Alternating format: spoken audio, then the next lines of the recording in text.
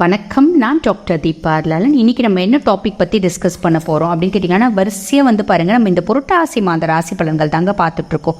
அந்த வரிசையில் இப்போ என்ன ராசியை பற்றி டிஸ்கஸ் பண்ண போகிறோம் கேட்டிங்கன்னா, மகர ராசி அன்பர்கள் உங்களை பற்றி தான் பார்க்க போகிறோம்.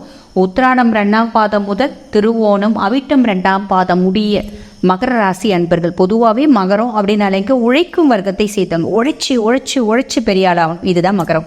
இவ்வளோ பெரிய கோட்டீஸ்வரன் வீட்டில் பிறந்தாலும் நான் உழைச்சி என்னோட பேர்னால் தான் நான் வரணும் அப்படின்னு நினைக்கக்கூடிய ஒரு பர்சனாலிட்டிஸ். ஸோ அப்படிப்பட்ட மகர ராசி அன்பர்கள் உங்களை பற்றி சொல்லணும் அப்படின்னா நிறைய சொல்லலாம். உங்களுக்கு இந்த புரட்டாசி மாதம் எப்படி இருக்குது அப்படின்னு பார்க்கலாம். அதுக்கு முன்னாடி வந்து பாருங்கள், இது நாங்கள் சொல்கிறது எல்லாமே ஒரு பொதுவான பலன்கள் தாங்க. அப்போ உங்களுக்கு 100% மேட்ச் ஆகுமா? ஒரு சிலருக்கு 100% மேட்ச் ஆகும், ஒரு சிலருக்கு 70% தான் மேட்ச் ஆகும். ஸோ அப்படிப்பட்ட பர்சனாலிட்டிஸ் எங்களோட இண்டிவிஜுவல் ஜாதகத்தை பற்றி நாங்கள் கம்ப்ளீட்டாக ப்ரெடிக்ட் பண்ணிக்கணுங்க அப்படின்னு விருப்பப்பட்டீங்க அப்படின்னா ஒன்றும் பிரச்சனை இல்லை. நீங்கள் என்ன பண்ணலாம், அது ஏன் அப்படி 60% 70% அப்படி மாறி மாறி மேட்ச் ஆகுது அப்படின்னு கேட்டிங்கன்னா, சுய ஜாதகத்தில் கிரகங்களோட நிலைமை தசாபுத்திகளை பொறுத்துங்க. அதை பொறுத்து பலன்கள் வந்து 100% மேட்ச் ஆகுதா, 80%, 70%ன்றது டிஃபர் ஆகும். ஓகேங்களா? ஸோ எங்களோட ஜாதகத்தை நாங்கள் வந்து துல்லியமாக தெரிஞ்சுக்கணுங்க அப்படின்னு விருப்பப்பட்டீங்கன்னா ஒன்றும் பிரச்சனை இல்லை. நாங்கள் பேசிகிட்டு இருக்கும்போது எங்களோட நம்பர் வந்து டிஸ்பிளேயில் கொடுத்துருக்கோம். அந்த நம்பருக்கு ஹாய்னு ஒரு மெசேஜ் பண்ணுங்கள். ஸ்டாஃப் உடனே ரெஸ்பாண்ட் பண்ணுவாங்க. அப்பாயின்மெண்ட் ஃபிக்ஸ் பண்ணி என்கிட்ட பேசிக்கலாம். சரிங்களா? ஓகே, உங்களுக்கு இந்த புரட்டாசி மாதம் எப்படி இருக்குது அப்படின்னு பார்க்கலாம். ஃபஸ்ட்டு வந்து பாருங்கள், உங்களுக்கு 2ஆம் பாவத்திலே சனி பகவான், 7 நாட்டு சனி, கண்டக சனி வக்ரகதி அடைஞ்சிருக்காரு. 3ஆம் பாவத்தில் ராகு பகவான், 5ஆம் பாவத்தில் வந்து பார்த்திங்கன்னா குரு பகவான் வக்ரகதி அடைஞ்சிருக்காங்க.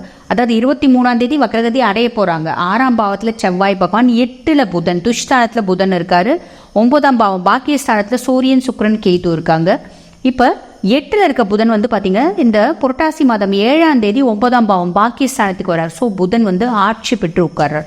சூரியன் ஆல்ரெடி நிறைய நல்லது செய்யக்கூடிய இடத்துல இருக்காரு. புதனும் வந்து பார்த்தீங்கன்னா நல்லது செய்யக்கூடிய இடத்துக்கு வருவாங்க.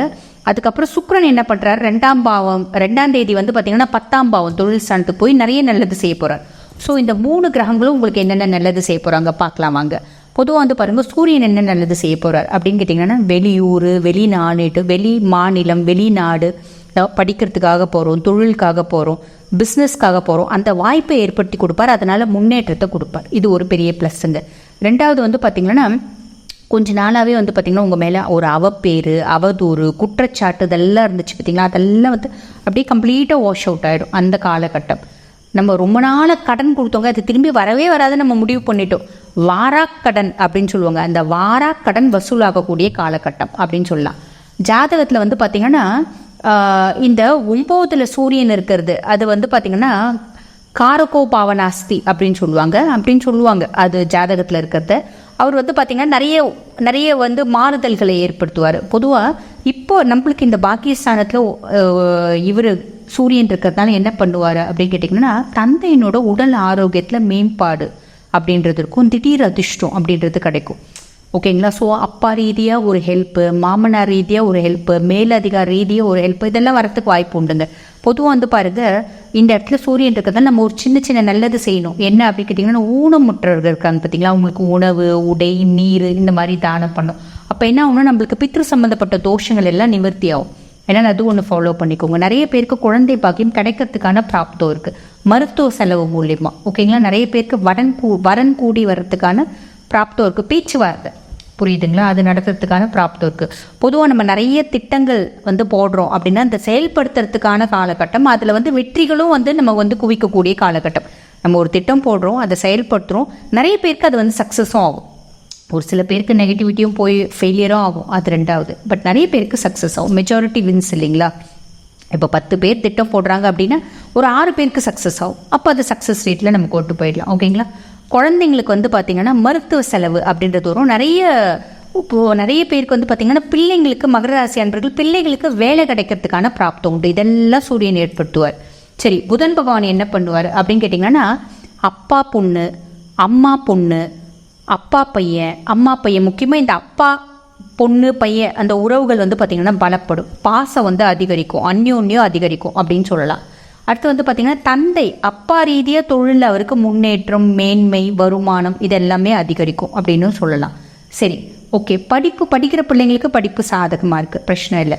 நெக்ஸ்ட்டு இந்த சுக்ரன், நீங்கள் சொன்னீங்க சுக்ரன் நல்லா இருக்காரு அப்படின்னு சொல்லிட்டு, சுக்ரன் என்ன பண்ண போகிறாரு அப்படின்னு கேட்டிங்கன்னா, அழகு சார்ந்த பொருள் நம்ம வந்து வீட்டுக்கு வாங்குவோம். அது வந்து ஆடை ஆபரணங்களாகவும் இருக்கலாம். ஓகேங்களா? ஒரு வீட்டுக்கு வந்து பொருட்கள், இந்த எலக்ட்ரிக்கல்ஸ் அண்ட் எலக்ட்ரானிக்ஸ் சம்மந்தப்பட்ட விஷயங்களாகவும் இருக்கலாம். அழகாக வீட்டுக்கு அலங்கார பொருட்களாகவும் இருக்கலாம். அந்த மாதிரி நிறைய விஷயம் நம்ம வாங்குவோம். அதே மாதிரி பாருங்கள், சினி ஃபீல்டில் இருக்கவங்க, இந்த டிஜிட்டல் மீடியாவில் இருக்கவங்க, இந்த நாடகம், இசை நாடகம், இந்த துறையில் இருக்கவங்களுக்கெல்லாம் ரொம்ப சாதகமாக இருக்குங்க. பொருளாதாரத்தில் மேன்மை, அவங்களுக்கு புதுசாக ஆப்பர்ச்சுனிட்டிஸ் கிடைக்கும், சான்ஸ் கிடைக்கும், இதெல்லாம் கிடைக்கிறதுக்கு வாய்ப்பு உண்டுங்க. ஆக மொத்தம் மகரம் இந்த மாதம் எப்படி இருக்குது அப்படின்னு கேட்டிங்கன்னா, கொஞ்சம் நெகட்டிவ்ஸ் தான் நான் சொன்னேன், நிறைய பாசிட்டிவ் தான் சொன்னேன். கரெக்டாக ஃபாலோ பண்ணிங்க அப்படின்னா ஓரளவுக்கு நல்லாவே இருக்குது அப்படின்னு தான் சொல்லணும். வாழ்த்துக்கள்.